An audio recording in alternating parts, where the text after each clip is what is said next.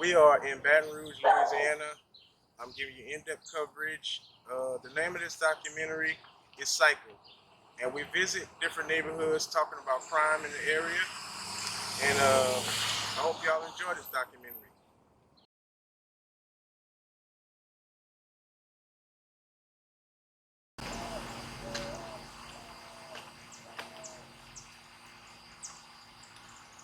What's happening in the world? It's your boy Red Boy Beats. As you see, Bright Street where I was born and raised. And we finna kick y'all a little street knowledge. So open up your ears, nigga. Okay, so my first question to you is, how would you rate the crime in your neighborhood? On a scale of 1 to 10, 10 ain't nothing but crime on this motherfucker. Cool. So my next question gonna be, do you have any friends or family members that was gunned down due to gun violence in Baton Rouge? Yeah, all my friends, this whole street. You should see this street piled up with niggas. Not everybody either dead or in jail or went got a job. It's a dead game over here. My next question is, do you have any family or friends that were incarcerated due to the crime violence in your neighborhood? Yeah, I got a cousin doing life for a robbery. His nephew committed. He ain't want to tell on him. I got about 30 friends in jail because somebody told on them. My big brother, he growed up in jail. I ain't down there meet him till I was 12 years old when he came home. So yeah, pretty much everybody. So my next question to you, what are you doing or could do to change the poverty in your neighborhood? Working, and I was a leader when I was coming up. And when niggas see me working, they feel like, damn, that nigga working, I can get a job. So I try to teach them niggas how depending on the future, because this present shit. So currently, with your music status, what would your music say to all of your friends and followers, that look up to you? Oh, I ain't got no positive music. Not right now anyway. It's all negative energy coming from my music. But I'm telling you about my life. I ain't having a positive life, so ain't nothing positive I can put out. But I was thinking about coming with an up-to-date project, teaching them young niggas they don't have to follow what's going on social media. That's what they follow. So you would say that'll be your up-and-coming project? Right. Perfect. So my next question to you, have you ever been incarcerated? Oh, yeah. Do you feel comfortable with expressing that on camera? Yeah, I can express that. Okay. Well, how did that affect you? I went through some blues going through jail. First, getting cheated on, getting lied to, and motherfuckers not being there. And that's a hurting motherfucking feeling. That make you want to come home and get a job. And don't want to go back to jail. Because when you go to jail, nigga, that girl can tell you she loves you a million times. She going to get some, you know what. So if you want to go to jail, be ready to face that shit. You going to get cheated on. So you would say your support system wasn't holding you down? No. So how did you feel? How did you feel when you came home? I felt like I had to get some payback.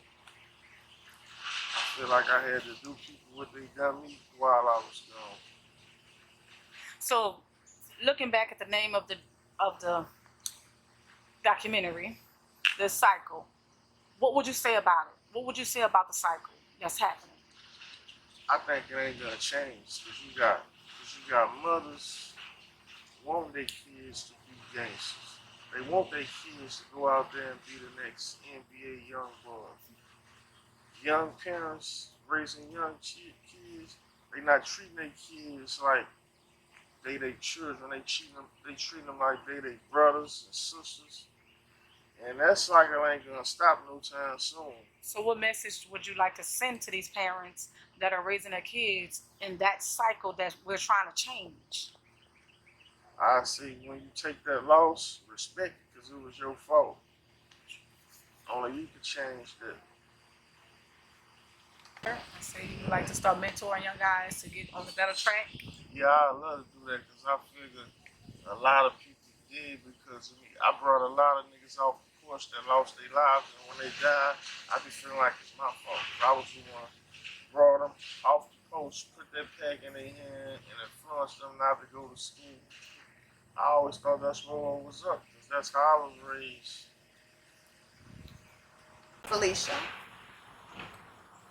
You start. So, Miss Felicia, how do you feel about the crime rate in your neighborhood? The crime rate is horrible. It's horrible, but it starts at home. I think everybody in the book now start at home. These mamas to get together and start at home. It starts at home. The streets can only teach your child what you're not trying to keep your child from. You understand what I'm saying? So if you're not teaching your child a different route, they getting that attention from the streets. You know, I really don't want that. So, how many kids do you have, Miss Felicia? I have three boys. Okay. I have, How would you say the streets are affecting your boys? I keep my boys underneath my armpits. They got to get to me to get to my boys. So I just Protected. try to, That's good. yeah, that's the main Protected. thing. I make sure they got jobs, they in school, they do what they have to do. So I keep them off the street so the street can't entertain them. If you keep them busy. And how long have you been in this neighborhood? I live over what? 4 years? 6 years now. So I'm just prepping you so you can Okay. know how to answer. you started? Okay. My next question for you is: have you ever encountered any violence in your current neighborhood? Yes and no. Not personally, but my son had a friend that was killed right there. And they were talking right before everything happened. And I told him, I said, I don't know the little boy. I said, so just go ahead and have him move around. Less than 5 minutes later, he was gone.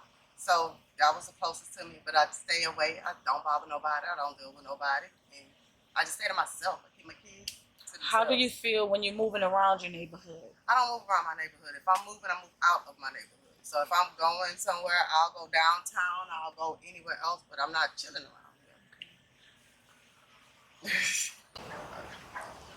How y'all doing? My name is Herbert. Some of y'all know me as Toady Black Chocolate. I'm coming with the real deal spill about what goes on around here. I talk to you. So my question to you, sir, is: how do you feel about the crime rate in your neighborhood? It's terrible. I ain't gonna lie, I've been here. I grew up here. So, like, with it being terrible, like when I'm saying terrible, it's bad. Like, it happened every day, every hour, every minute, every second. And it's always multiple people. It's never just one anymore.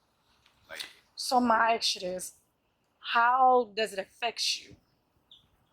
it affected me because it's closer and closer to the people that I'm in the circle. So, with that being said, like, the more close it is coming to the circle, I just feel like it can come around in the circle. And, yeah, that's just something that bothers me.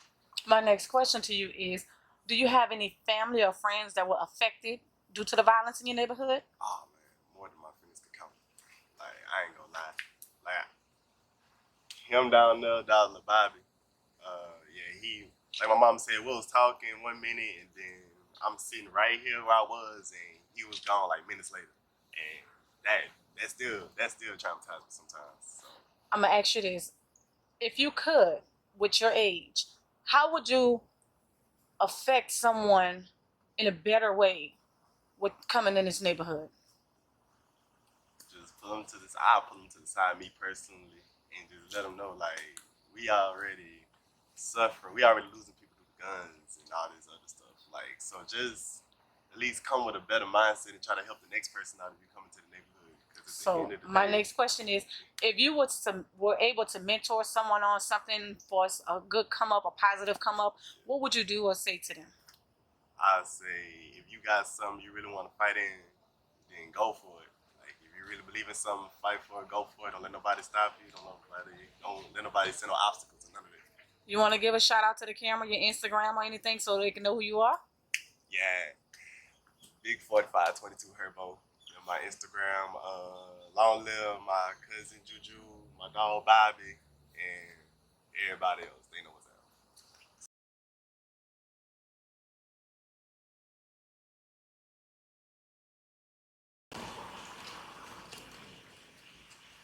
Hi, my name is Jessica, and we're in the Glen Oaks area off of Cadillac Street, and this is my story.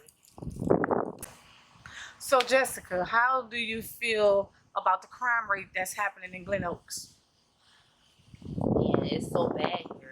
I don't know what to say about it. I feel like if people take a hold of their actions and deal with the things on a different way, then it wouldn't be such crime rate. If people handle things like adults, you know what I'm saying? Maybe it wouldn't be so bad. So, Jessica, Yeah. did you have any family or friends that were affected by the violence in the neighborhood of Glen Oaks? Yes, I did. Do you have a story you want to tell? Yes, I do. It happened May 14th, 2016. May 14th, 2016, I received a phone call. My brother had got shot by his girlfriend back on Cadillac Street.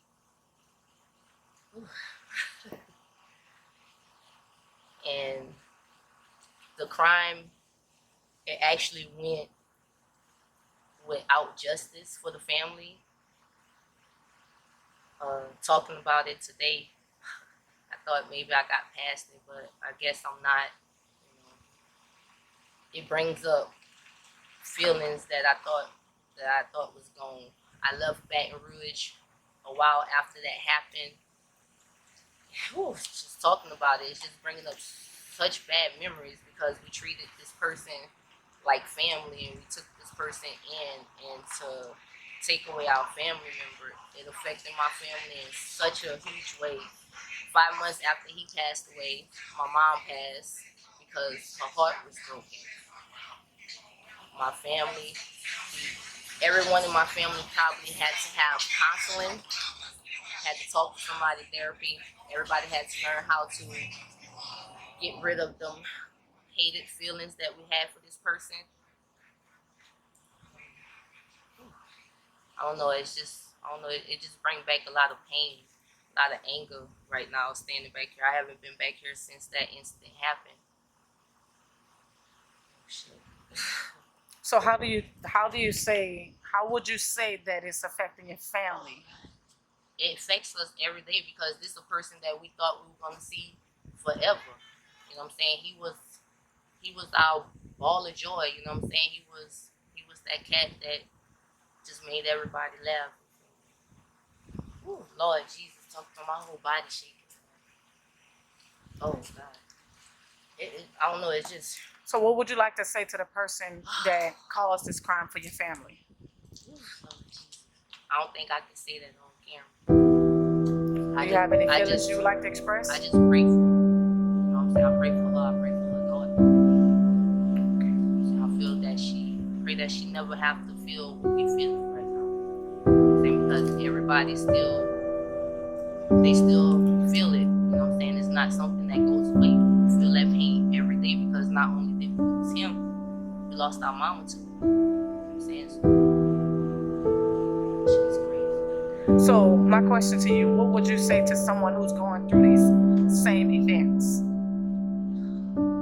I just tell you, you know what I'm saying, just pray and pray that justice reveal, you know what I'm saying? Try not to have hate.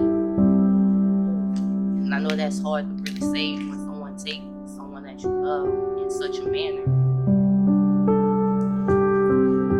So, how do you think you're going to move forward? Do you ever think that you're going to move forward from this event? You don't. You don't. You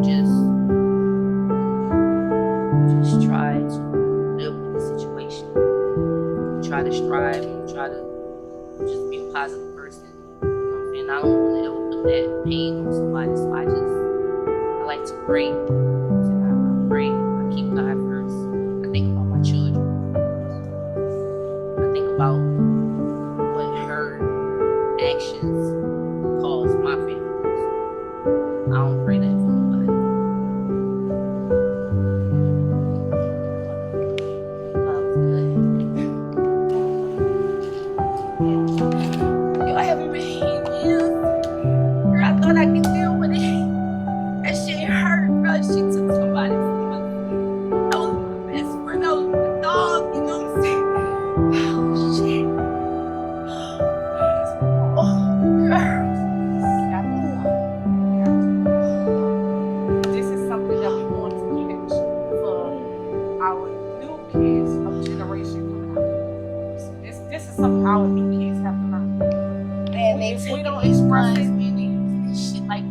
boys, they don't have a regard for nobody's families, man. They don't give a shit about nothing. They don't give a shit.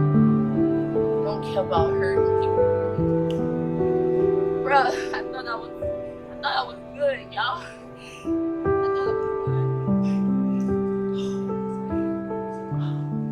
Just breathe. Just breathe. It's okay.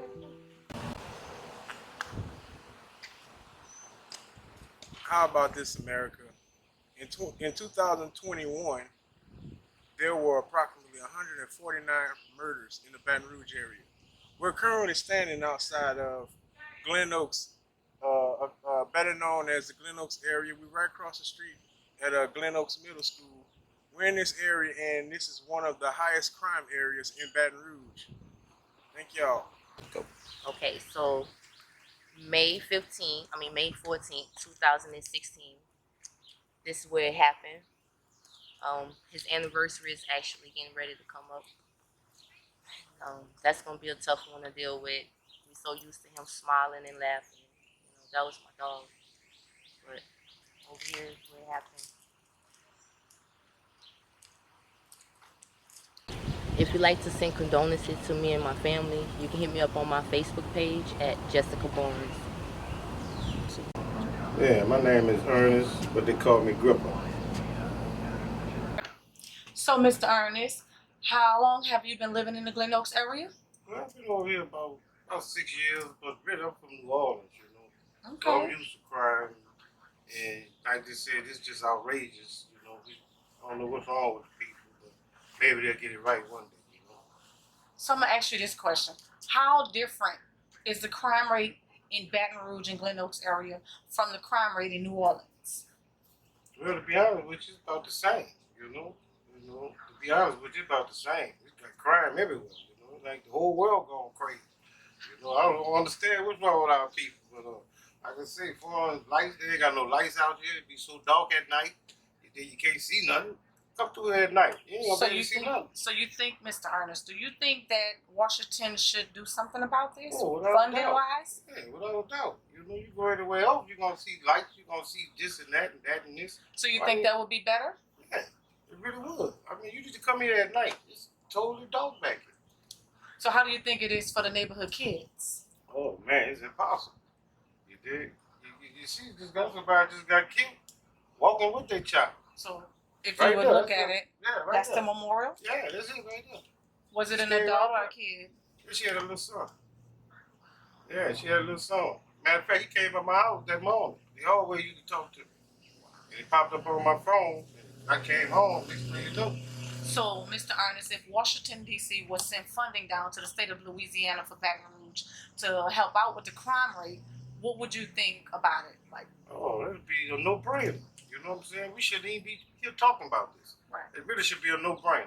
right. You know what I'm saying? But hey, you know how that goes. I appreciate you, Mr. All right, Ernest. all Thank right, you. All right, now.